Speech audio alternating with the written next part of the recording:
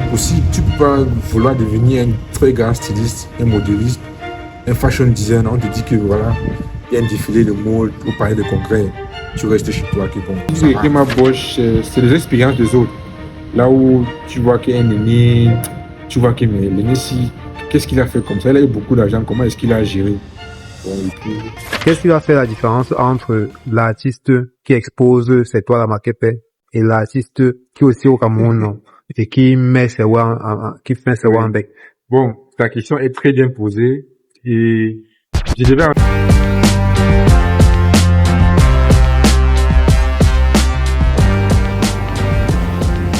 Bah, tu es là-bas, on fou. Là, quand tu m'indiquais, tu n'as où voyais nouvelle au génie militaire. C'est là-bas. Quelle nouvelle au génie militaire? C'est ce que tu disais. Je n'ai rien dit. Non, c'est ce que tu... Jamais. Non. Là, il faut que j'aille voir mon lait ami sur mon Grandi. Parce qu'il a lancé son entreprise depuis quelques temps et je n'ai pas encore mis pied là-bas. Ah, le CEO. C'est ça, tu es un CEO. Non, maintenant, on a dépensé ton riz et tu l'as me gérer. Depuis aussi longtemps que je connais William, il m'a toujours parlé de cette histoire de créer son propre média. Et là, finalement, il a pris des bureaux, acheté du matériel et il a lancé son média à Bari. C'est le jour où on débat, ça va commencer à la chaise de Attends, et lui, on ne lui a pas dit. Il n'a même pas regardé.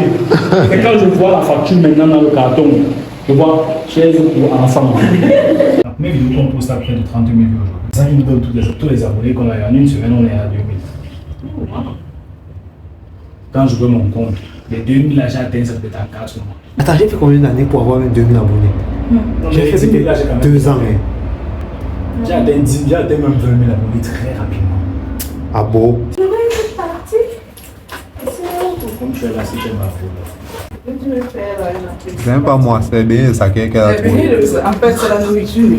Plus tôt dans la journée, j'étais allé faire des courses et je me suis acheté finalement une boussole. Je suis donc sorti la tester dans le quartier, question de voir où est-ce qu'elle allait me mener. Et c'est comme ça que je tombe sur mon meilleur ami Onomo.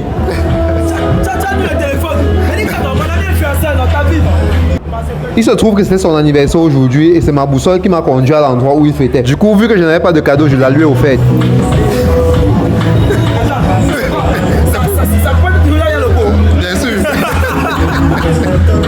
Pour moi, il est clair que le métier créatif par excellence, ça reste la peinture. Du moins, tout ce qui est peinture, dessin. Je sais que j'ai un profond respect pour tous ceux qui savent dessiner. Ma petite relation avec le dessin est que j'ai dessiné quasi toute ma vie. Mais pas de façon vraiment consistante. Petite anecdote, j'avais un truc que je faisais lorsque j'étais au collège pendant les compos. Les épreuves, parce qu'elles étaient recto, tu vois. J'allais composer le plus rapidement possible pour pouvoir avoir le temps en fait de remplir tout le verso en fait qui était vierge de mon épreuve avec un dessin. Juste pour aller montrer ça aux copains dehors. Ouais, c'était con. Comme Abdassi de notre collège, on avait la chance que notre encadreur nous faisait rencontrer des peintres, des trucs comme ça. Et la plupart d'entre eux ne payaient pas de mine. Ils ne ressemblaient pas aux gens qui avaient les dos. Et ça fait donc que gars, quand tu passes le bac, tu te dis tu veux faire quelque chose de ta vie, c'était pas le dessin en fait que tu mettais en priorité. Mais maintenant, ma vision par rapport à ces choses a beaucoup changé. Et je me suis dit que je devrais me rapprocher en fait de ces personnes qui vivent de ce métier-là pour leur poser cette question à eux-mêmes directement. C'est ce qu'on va faire aujourd'hui. On va aller rencontrer un de mes amis peintres, un de mes très bons amis, et il va nous parler un peu de son métier. Et ce que vous aurez retenu, laissez-moi ça en commentaire. Le meilleur commentaire se fera livrer de la bouffe via Gozem. Je lui donne le jus depuis. Ouais, bon. Tu as la télé.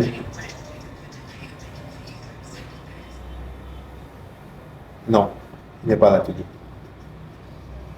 Merde. Mais il m'a dit qu'il arrive bientôt. So, pour vous faire patienter, je vais vous parler de cette addiction que j'ai. Les biscuits et les cookies, la biscuiterie Bobo. Ça a commencé quand mon ami Julien Ebo m'a fait goûter ça pour la première fois. Puis par un heureux hasard, je me retrouve dans leur cuisine. Cette production qui est à la production actuellement. Ok. En train d'élaborer une recette. Il fallait filmer ce que je faisais. Je n'ai pas peur que tricheur, voyez. Même si on donne tous les ingrédients, ils vont jamais réussir. Nous, on veut même qu'ils trichent. Et ça, c'est une nouvelle recette, c'est ça? Bon, c'est pas une nouvelle recette. Ah, ok. Ça, c'est un des produits dérivés d'une recette connue. Bon, ce n'est rien d'autre que les mesures. Vous trouvez les produits Bobo dans tous les Carrefour Market de Douala et de Yaoundé, tous les César Market, tous les Maïma, les Dove à Yaoundé, les Santa Lucia de Yaoundé uniquement pour l'instant et bientôt à Douala, China Mall, CCC, c'est tout. Total Energy également. Et c'est tout, on va dire là. Coucou toi, like et abonne-toi pour ne pas rater les aventures de Skillcat. Je vous présente mon ami Boris Anger. C'est un artiste peintre reconnu dans son métier et je dois vous avouer que c'est lorsque j'ai commencé à le côtoyer que j'ai vraiment changé d'avis sur les métiers de la peinture. Là, nous sommes dans son atelier, mais on va continuer notre interview dehors parce qu'il va couper le courant. On a pas compris. But now you speak that in English. Je suis devenu speaking French. Là, je vais speaking English.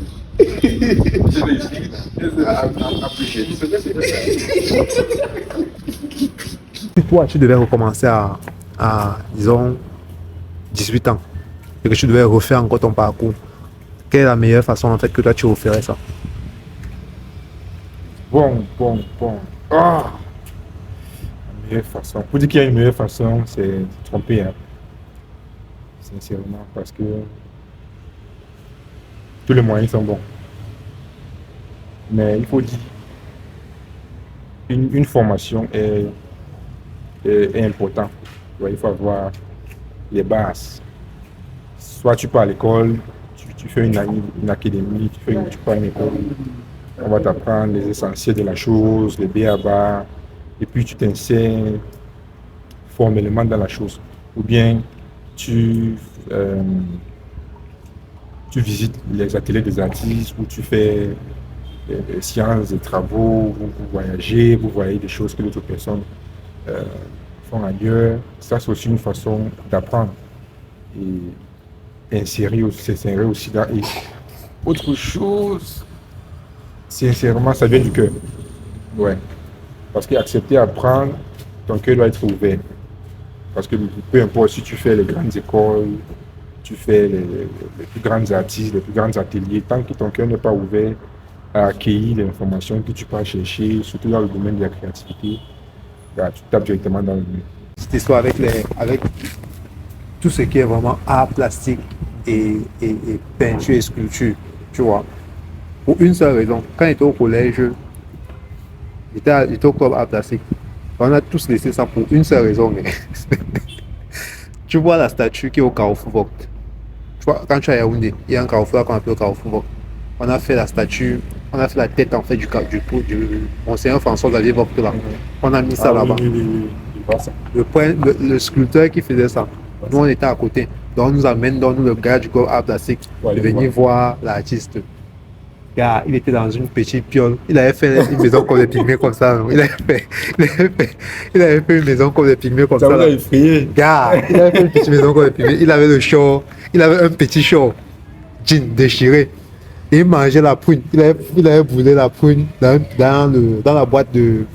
Dans la boîte de lait, non. C'est là où il avait mis la prune. On est venu le trouver. Quand on a vu que gars, voilà un Joe, c'est lui qui doit faire la statue ici. Regarde combien il est.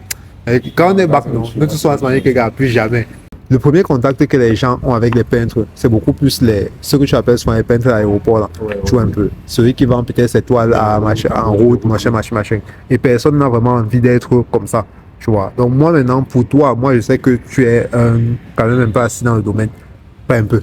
Tu es franchement assis dans le domaine. Tu connais vraiment la chose. Est-ce que, première question c'est, est-ce que tous les peintres là sont comme ça, ou alors c'est que c'est la majorité qui est comme ça, il n'y a que quelques-uns, ou alors c'est que tu peux vraiment gagner vraiment ton argent, avoir ta vie digne dedans, dans le métier.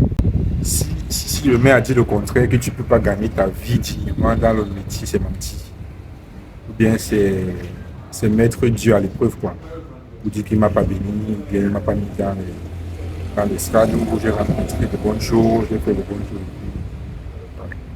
Mais sincèrement, tu peux bien vivre de ça ici au pays et ailleurs aussi, mais il faut avoir le mindset.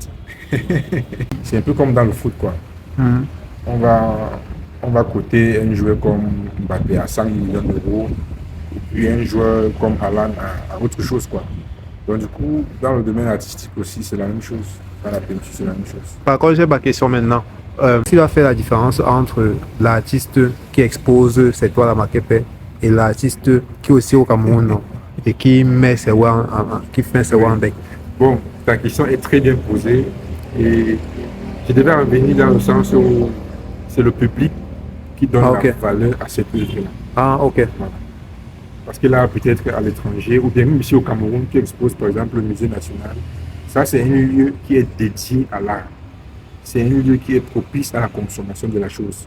Mais en bordure de route, tout ce qui est vulgaire n'a pas de valeur. Et quand tu rends les œuvres aussi vulgaires que tu exposes ça sur le soleil en bordure de la route, ça perd sa valeur. Tu vois. Donc c'est ça qui va créer premièrement la différence entre deux personnes. Mets ton travail dans les lieux qui comptent, dans des espaces qui sont propices à améliorer la rencontre de ton œuvre et un public, que de mettre ça en route, que c'est des passants en fait. Il n'y a personne qui va s'arrêter pour regarder, pour consommer la chose. Et pour moi, c'est véritablement ça qui fait la différence. Tu vois ça, les Andy Warhol ont fait ça. Oui. Pour les artistes qui ont utilisé le choix. Mais c'est ma façon de mélanger les couleurs avec les personnages, ramener, faire le jeu et tout. Ça crée la différence, c'est tout. Sinon, on crée rien. Chacun a ses prix. Ouais. Tu sais, les choses qu'on juge avec la valeur, c'est souvent très difficile de fixer un prix. Et c'est par rapport aussi à l'expérience, par rapport à le type d'espace où tu exposes ton travail, le type de foires, le type d'événements à laquelle tu as participé. C'est tout ça qui va déterminer le prix, les publications sur toi, les ventes aux enchères. Il y a beaucoup d'autres paramètres qui entrent en jeu. Mais il faut aussi dire qu'il y a deux contextes. Par exemple, une œuvre que tu vas vendre ici au Cameroun à 500 000 francs CFA, tu peux te retrouver en train de vendre ça dans une exposition à Londres, peut-être à 3 millions de francs CFA ou à 10 millions de francs CFA. Ça varie quoi.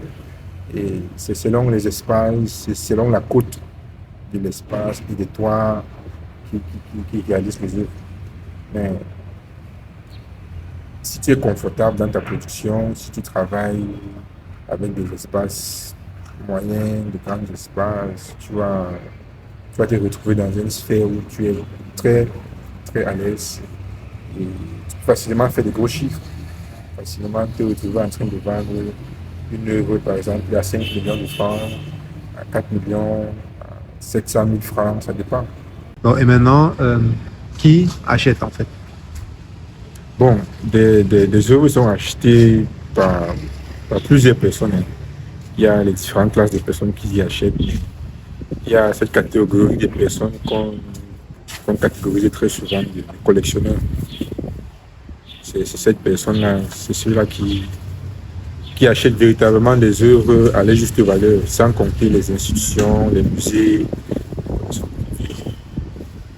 Il y a le directeur de banque qui achète, il y a les PCA des banques, il y a les businessmen, il y a les acteurs, il y a les Floyd Mayweather, il y a Black Panther, il y a beaucoup de gens qui achètent des œuvres qui sont...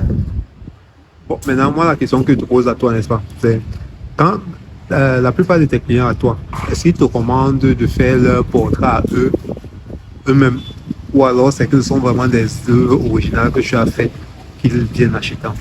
Bon, c'est des œuvres originales. On dit original ou original. C'est le Cameroun. C'est des œuvres originales. Et très souvent, ils vont passer par la galerie. Soit ils vont contacter la galerie, ils vont faire l'achat et puis après, parfois ils vont te dire ah tiens, j'ai acheté ça, ça m'a beaucoup plu, voilà. Autrefois, ils te contactent directement que bon, je viens de voir une publication que tu as faite ou bien je suis passé à un stand ou à la galerie, tout est vendu. Est-ce que tu as autre chose dans l'atelier que tu peux me montrer? Voilà, est-ce que quand tu les montres comme ça, ils regardent les choses qu'ils voient, que ça l'intéresse, ils l'achètent facilement. Ah, c'est cool. Mais quand tu es dans le métier, il ne faut pas envier parce que chacun a son soleil. Ouais. Par exemple, quelqu'un comme moi, il ne peut pas envier un banquier, un enseignant, un médecin qui gagne 500 000 ou 1 million le mois. Il ne peut pas les envier. Parce que quand je touche mon nom, je touche gros. Je suis tranquille, je suis pénal. Mais ça ne vient pas tous les jours. Et quand ça vient en vrai. Bon, ça c'est vrai aussi. Ça ne vient pas tous les jours comme, par exemple, tu es salarié quelque part où chaque mois, tu sais, tu touches tel montant.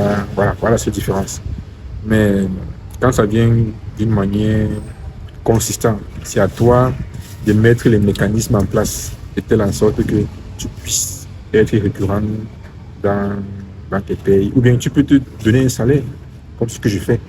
Par exemple, je peux faire une exposition solo, je sors de là-bas avec 25 millions de francs CFA et je me dis, ok, je me paye 500 000 francs le mois. Voilà. Et puis tu vois que dans 1 an, 2 ans, mon salaire est payé dans 2 ans. Je commence à travailler pour la 3e année, pour la 5e année, ainsi de suite. C'est comme ça que je vis. Et puis ça fait en sorte que tu gardes le cap, et puis tu es toujours en train de travailler sans réfléchir à ce que tu vas manger, les factures, tout le reste. C'est ça, l'année dernière, c'est que je ne tombais pas en faillite. Même les musiciens.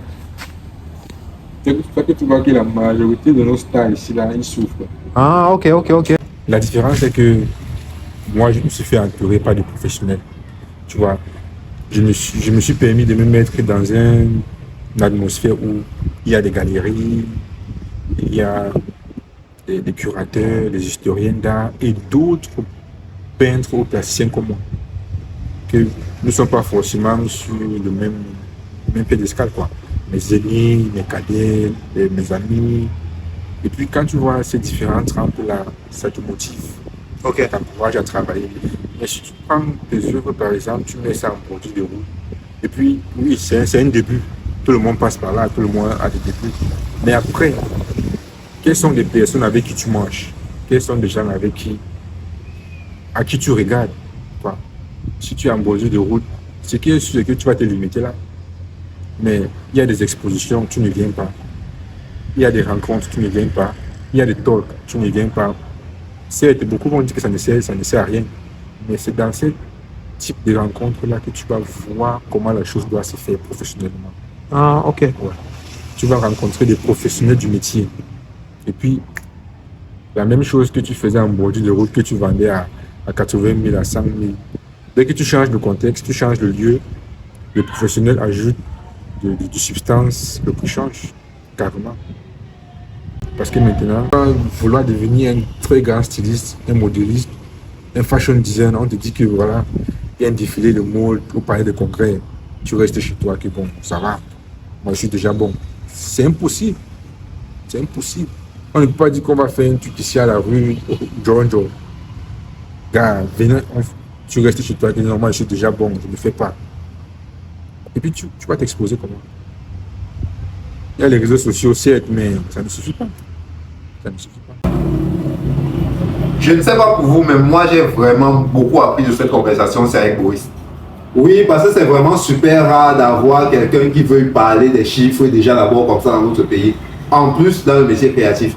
Parce que on vit sous le prisme du fait que si tu fais des métiers créatifs, tu dois passer pour le gars qui n'a pas les dos, tu dois toujours passer pour le gars qui se cache.